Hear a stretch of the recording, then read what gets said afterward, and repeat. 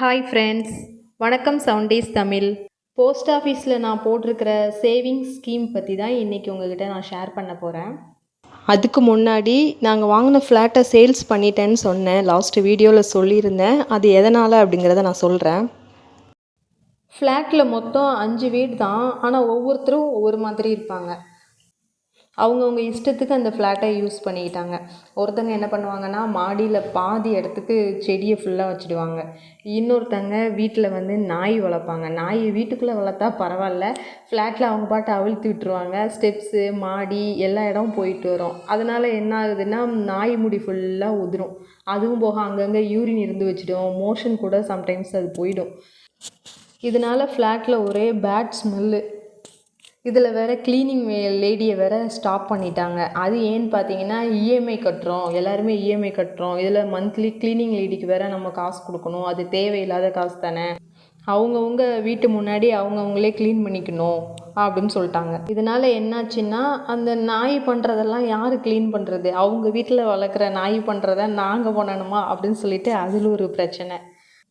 நீ அப்படி பண்ணால் நான் இப்படி பண்ணுவேன் அப்படின்னு சொல்லிட்டு யாராவது ஒருத்தர்கிட்டேருந்து சண்டை வந்துக்கிட்டே இருக்கும். இதில் வேற நம்மளையும் சப்போர்ட் கூப்பிடுவாங்க, நீங்கள் என்ன சொல்கிறீங்க அப்படின்னு. நம்மளுக்கு யார் பக்கம் பேசுகிறதுனே தெரியாது. சரி, நம்ம நியாயமாக பேசிடுவோன்னு சொல்லிட்டு பேசுனா அப்புறம் நம்மளை டார்கெட் பண்ணுவாங்க அடுத்தது. சரி, இவ்வளோ ப்ராப்ளம் வருதே, அசோசியேஷனாவது ஃபார்ம் பண்ணிக்கலான்னு சொல்லிட்டு கேட்டால் அதுக்கும் யாருமே சப்போர்ட் பண்ணலை. தேவையில்லாத காசு தான் அதுவும். ஆக மொத்தத்தில் அவங்கவுங்க இஷ்டத்துக்கு அந்த ஃப்ளாட்டை யூஸ் பண்ணனால அங்கே பீஸ்ஃபுல்லாகவே இருக்க முடியல. பீஸ்ஃபுல்லாக இருக்கணும் அப்படிங்கிறதுனால தான் சொந்த வீடு வாங்கினது.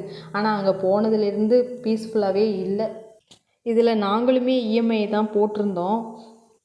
நம்ம மாதம் மாதம் கட்டுற பணத்தில் முக்கால்வாசி அமௌண்ட்டு வந்து வட்டியில் தான் போயிட்டுருந்தது. பிரின்சிபல் அமௌண்ட்டு கழியவே இல்லை. சரி, கொஞ்சம் பல்க் அமௌண்ட்டாக கட்டினா கொஞ்சம் குறைன்னு சொல்லிட்டு கட்டினா, ஹவுசிங் லோன் வந்து இன்ட்ரெஸ்ட் ரேட் அதிகமாகும் போது நம்மளுக்கு மறுபடியும் ஏறிடுது. ஃபஸ்ட்டு என்ன இதில் இருந்ததோ அதே ரேஞ்சுக்கு கொண்டு வந்து விட்டுடுது. அந்த ஒரு சாட்டிஸ்ஃபைடே வரமாட்டேங்குது, குறையவே மாட்டேங்குது. ஃபுல்லாக வட்டியில் தான் போயிட்டுருக்கு.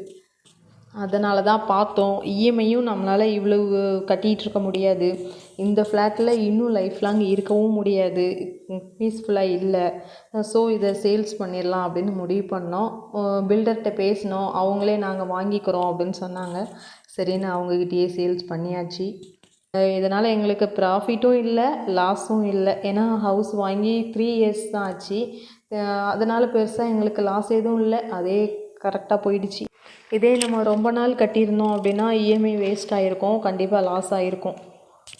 வாங்குறதுக்கு முன்னாடி சொந்த வீட்டில் இருக்கணும் அப்படின்னு மட்டும்தான் திங்க் பண்ணணுமே தவிர, அங்கே என்னென்ன ப்ராப்ளம் வரும், இப்படிலாம் நம்ம ஃபேஸ் பண்ணணும் அதெல்லாம் யோசிக்கவே இல்லை. யார்கிட்டையும் கேட்கவும் இல்லை, யார்கிட்டையும் சொல்லவும் இல்லை. வீடு வாங்கணும் அவ்வளோதான், அதை மட்டும்தான் திங்க் பண்ணி வாங்கினோம். சொந்த வீட்டில் இருந்தே ஆகணும் அப்படின்னு சொல்லி வாங்கினோம். லாஸ்ட்டில் சொந்த வீடு வேணாம், நிம்மதியாக இருந்தால் போதும் அப்படின்னு நினச்சி வீட்டை சேல்ஸ் பண்ணியாச்சு.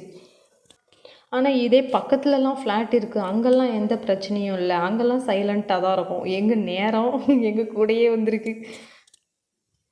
நாங்கள் உங்களை ஃப்ளாட் வாங்க வேணான்னு நான் சொல்லலை, எங்களுக்கு அப்படி அமைஞ்சிருச்சு. எல்லா இடமும் அப்படி இருக்காது. ஹவுசிங் லோன் க்ளோஸ் பண்ணிவிட்டு பேலன்ஸ் இருந்த அமௌண்ட்டில் தான் போஸ்ட் ஆஃபீஸில் சேவிங் ஸ்கீம் ஸ்டார்ட் பண்ணியிருக்கிறேன். ஒன்று பார்த்திங்கன்னா டிடி, டேர்ம் டெபாசிட்டில் வந்துட்டு 3 yearsம் போடலாம், நம்ம 5 yearsம் போடலாம். இன்ட்ரெஸ்ட் ரேட்டு மாறும். இன்ட்ரெஸ்ட்டு வந்துட்டு இயர்லி ஒன்ஸ் தான் நம்மளுக்கு வரும். பர்சன்டேஜ் பார்த்தீங்கன்னா 3 yearsக்கு பர்சன்டேஜ் பார்த்தீங்கன்னா 7.1. இப்போ ஒரு 1 lakh நீங்கள் போட்டிருக்கீங்கன்னா 1 yearக்கு இதோட இன்ட்ரெஸ்ட் வந்து 7081 வரும். அடுத்தது நான் எந்த ஸ்கீமில் போட்டிருக்கிறேன்னா எம்ஐஎஸ், அதாவது மந்த்லி இன்கம் ஸ்கீம். இது வந்து மினிமமே 5 years தான், மேக்ஸிமமும் 5 years தான். இதில் இன்ட்ரெஸ்ட் வந்து மந்த்லி வரும். 1 lakh நம்ம போடுறோம் அப்படின்னா மந்த்லி வந்து 617 rupees வரும். 1 yearக்கு பார்த்தோம்னா 7404.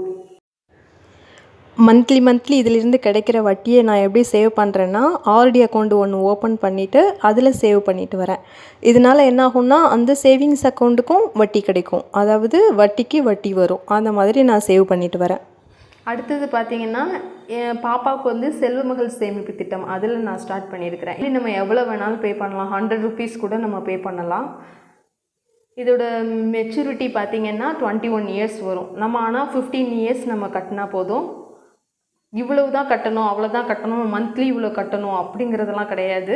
நம்மளால் என்ன முடியுதோ எவ்வளோ வேணாலும் கட்டிக்கலாம்.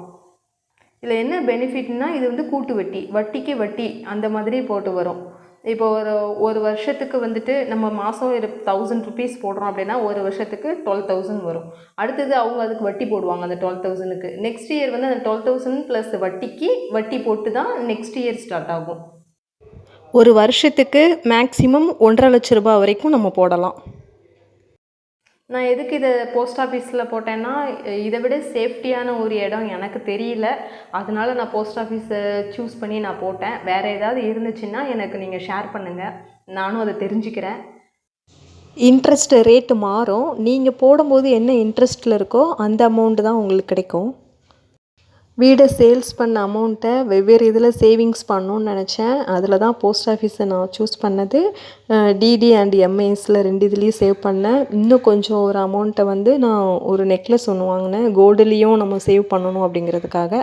அந்த நெக்லஸ் வீடியோவை நான் நெக்ஸ்ட்டு உங்களுக்கு ஷேர் பண்ணுறேன். ஓகே ஃப்ரெண்ட்ஸ், நெக்ஸ்ட் வீடியோவில் பார்க்கலாம். பாய்.